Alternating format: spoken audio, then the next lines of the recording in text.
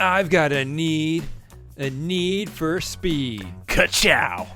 Gotta go fast. Look, Ma, I'm going fast. Family. Shake and bake. That's right, that just happened. Let's talk about F1.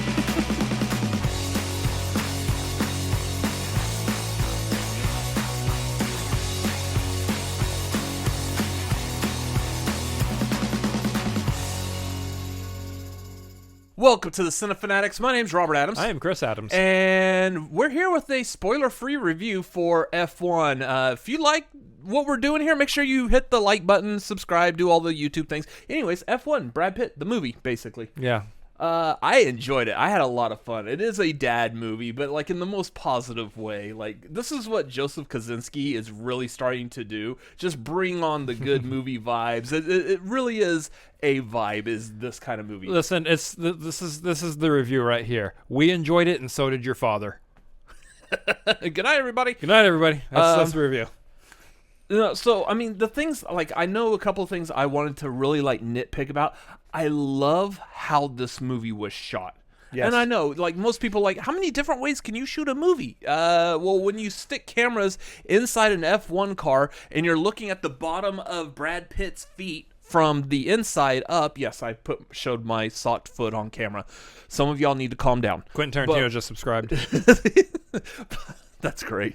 When you get that kind of a shot, though, that's not a shot that I'm used to seeing in a movie, probably for good reason. But it makes sense in this movie, probably for good reason. But it's so dynamic, just the quick flashes of, like, the interior inside of a car, whether we're looking from, like, the steering wheel at the driver's face, or up from the bottom, or from side to side, or whatever. This is the main reason why you are watching this movie. Let's all be honest about this. We were all sold on this movie because of the fascination of being in the cockpit of the F1 car.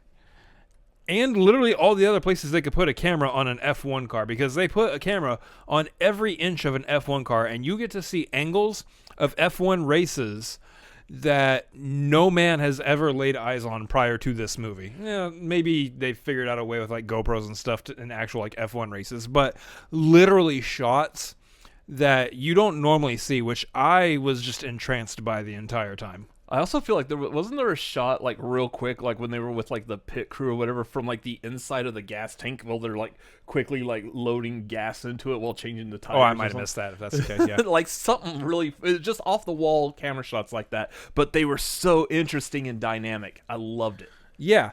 I mean, this movie really does give you the feeling, at times, of what it's like to actually sit in that driver's seat and be going around on that track at those speeds.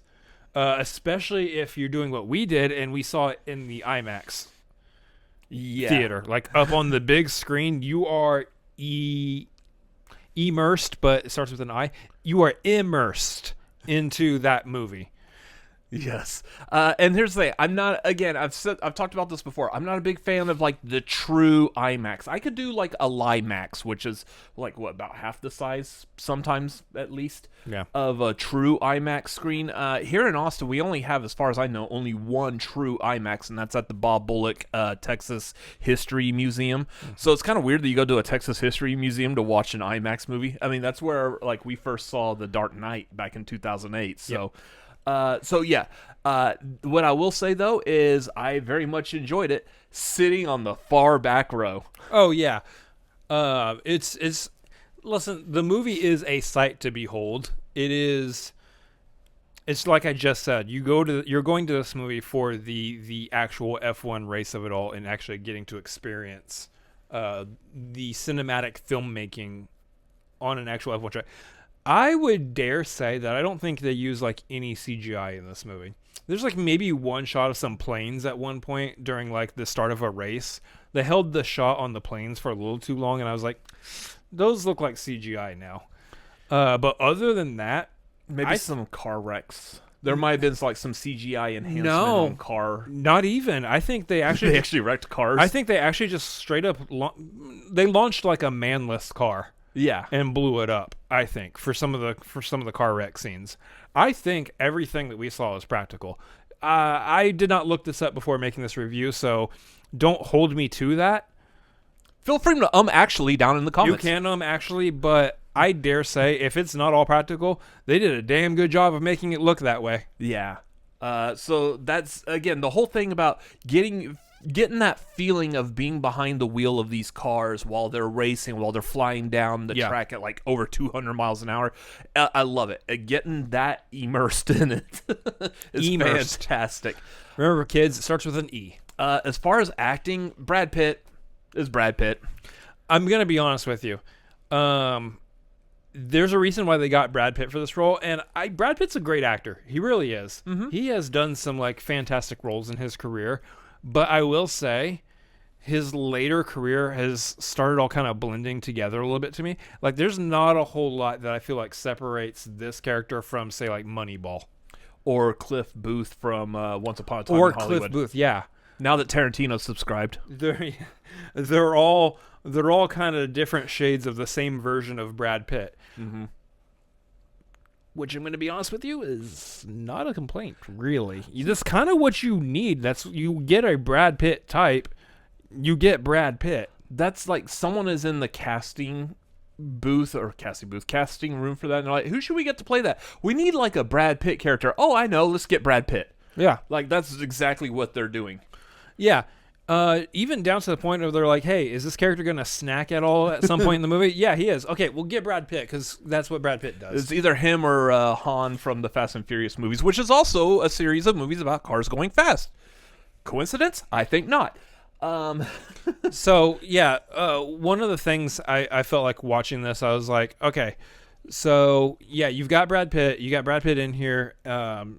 You're getting him for a reason. It's because you need a character who is wise, experienced, and is an underdog in some capacity. And you get Brad Pitt for that every time because he plays that role very well. Mm-hmm. Again, I bring up Moneyball. It's what he was doing in that movie as well. He's wise, he's experienced, and if anything, he also knows when to listen to other people. And it's the same kind of situation in this movie. He really is the heart of this movie, which is good because he's the lead. Mm-hmm. But there is so much of this movie that is just built on the back of Brad Pitt's character and his emotional struggle and what his motivation is for getting back into that driver's seat. I'm having to look up because I can't remember his name off the top of my head. In the middle of the review. Yeah, I know. Damson Idris? Yeah. Was like Brad Pitt's partner, his team partner in driving these cars. I think he did a phenomenal job. Yeah. I don't know who he is. This is the first movie I've seen with him in it. Yeah, I'm quickly looking over his filmography. I don't really recognize anything that he's in. So basically what we're saying is this is a star-making turn for him in this film. Yes, very likely. I think he did a phenomenal job in this movie. But again, since I don't know of like anything else he's done, I don't have a point of reference. Unlike the other ones who I think did a phenomenal job, Javier Bardem and Kerry Condon. This is a very different role for Javier Bardem as well, because you're used to seeing him in either like a weird sci-fi fantasy role or playing a hard, grizzled man that you don't want to cross. Yeah, No Country for Old Men. Exactly. Yeah. So it was nice seeing him as like somewhat of a jovial but very like uptight businessman who really just was trying to get that one last win. He's a rich guy who owns a sports team, basically. Yeah. I really like his role. His friendship with Brad Pitt's character in this, I think, was you could actually feel like I believe that these two came from a history and a friendship in the past. He's definitely the type of character that in another film might have been one note. He might have even been the bad guy at some point in another movie, especially when you're casting Javier Bardem, because you know you can get a good villain turn out of Javier Bardem if you wanted to. However, in this movie, he's just playing the down on the luck guy who just needs that win in his life, and he's counting on Brad Pitt to show up and give him that win. Yeah.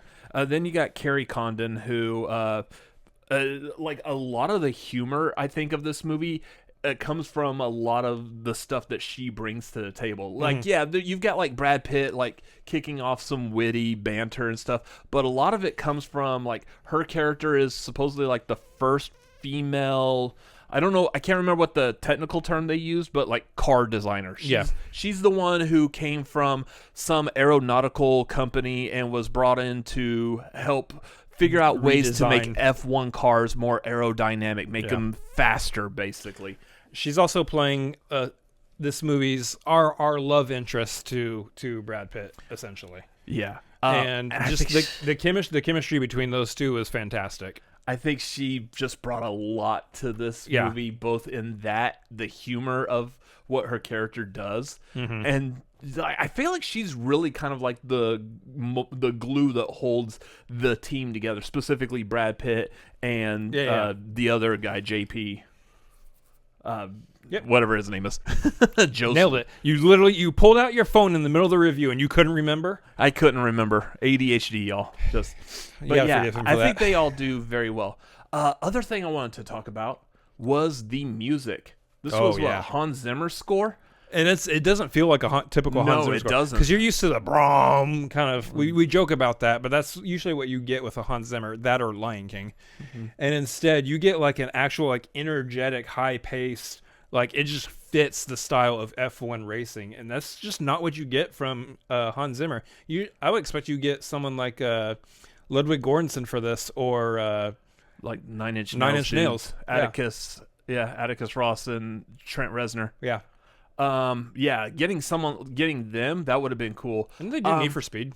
Possibly. Or Gran Turismo. But like specifically in this movie, the opening title credits, which is like 10 minutes into the movie or something like that. Yeah. But it's a great, like the shots they do for that opening credits does a great job of just getting you into this world. Immersed into it. I was trying to avoid saying it again, but you just wanted to do it anyways. Starts with an E. And it really is like a good like guitar riff that I was kind of vibing with. Yeah, and I'm not used to the guitar riffs for Hans Zimmer, but yeah, it worked very well. I think the music is phenomenal in this movie. Even like the main songs, the pop songs that we're used to hearing. Yeah, like they did the "We Will Rock You" when they were in England or something like that. So I mean, even that was fun. Yeah, and then on top of that, if we could bring it home real quick, Joseph Kosinski. Yeah. Dude is like batting 1,000 right now. Before this he did Top Gun Maverick, which was phenomenal. Oblivion, which was good. Which was pretty good. Pretty dang. I enjoyed it. Tron Legacy, I've seen it once and I believe I enjoyed it when I watched it. I haven't seen it, so. Yeah, so I mean, he's done a few other films also, but like the man is batting 1,000. He is quickly becoming a director. I said it in our out of theater reaction, but he's quickly becoming a director that's going to put butts in seats, just like a Christopher Nolan or a Steven Spielberg. You know who he remind me of? Ooh, and it's funny because the second I say it, you're gonna be like, "Oh yeah, that makes sense." James Mangold. Oh yeah, that makes sense. I mean, you look at Ford versus Ferrari, it's kind of the same. I love that movie. The same kind of vibe, the same kind of style for that movie as F1, especially because they both involve racing cars. Yeah.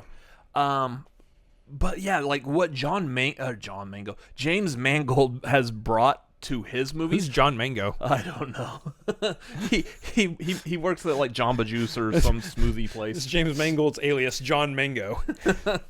Welcome in. What kind of smoothie can I get you? I'd like the John Mango. Would you like the protein powder in that? I would actually. But yeah, like he brings that kind of level to this, much like James Mangold did with his movies.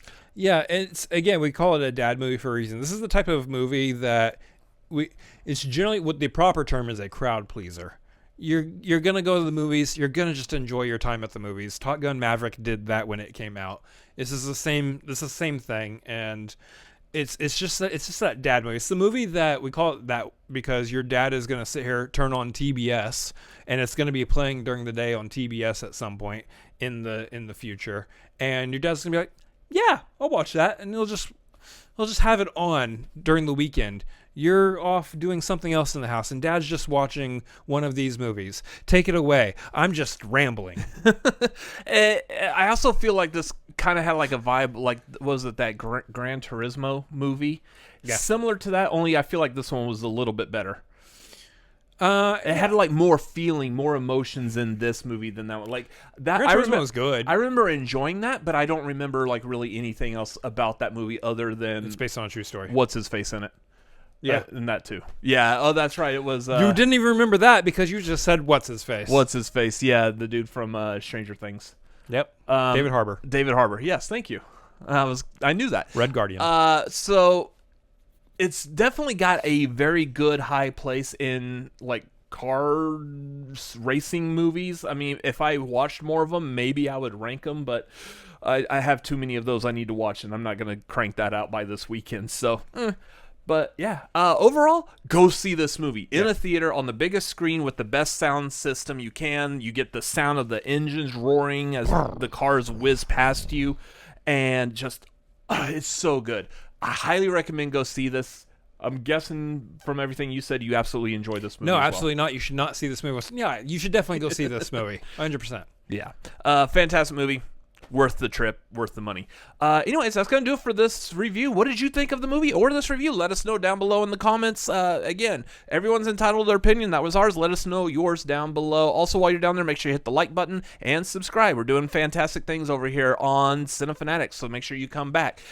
Anyways, you can follow us on social media. We are at the Cinefanatics on Twitter and Instagram, and you can follow me personally at RCA Reacts on Twitter, Instagram, TikTok, Letterboxd, and YouTube.com/@RCA Reacts. There you go. The Cinefanatics on TikTok also. You can follow me at Chris Adams MLP on Twitter, Instagram, and I believe I'm still on Letterboxd somewhere. I really need to update that. Yeah, it's fun trying to keep up with that. But anyways, that's going to do it for this video. Thank you for watching. We will catch you on the next one. The next lap around. When we come back around for another one of these. I get it. Racing. Yeah, that's all we know. I'm tired and need to go to bed. Bye.